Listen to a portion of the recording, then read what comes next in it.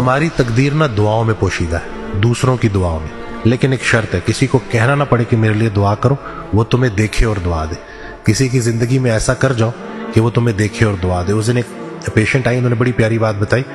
کہ ایک خاتون میرے پاس آئی، ان کو آپریشن کے لیے پیسے چاہیے تھے، کہتے میرے پاس پیسے تھے نہیں، تو میرے پاس کانوں میں نا سونے کی بالیاں، میں نے وہ کانوں کی بالیاں اتاری اور میں نے اس کے ہاتھ میں رکھ دی کہ اس سے کوشش کر لو اگر ہو جائے۔ اور میں نے کہا بہن دعا کرنا، تو کہتی ہیں کہ بہن وہ جو دعا نکلنی تھی نا نکل گئی، اور یہ کہہ کے وہ رونا شروع ہو گئی۔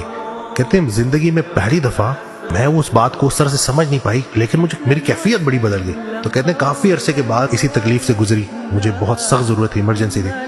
اور ایسی ایک انسان آیا اور اس نے میری جب ویسی ہیلپ کی اور کہا کہ دعا کرو، اور میں نے اس کو کہا کہ وہ جو دعا نکلنی تھی نکل گئی، تو اس دن مجھے پتا چلا کہ یہ جو اس دن خاتون کہہ رہی تھی اس کا مقصد کیا تھا۔ تو جو آپ نیکی دوسرے کے ساتھ کرتے ہو اور کسی کا کام کر دو، کسی کے لیے آسانی کر دو، اور وہ تہجد میں اٹھ کے آپ کے لیے دعائیں کریں، آپ سوئے پڑیں اور لوگ آپ کو دعاؤں میں یاد رکھیں، تو تقدیر بدل جاتی ہے۔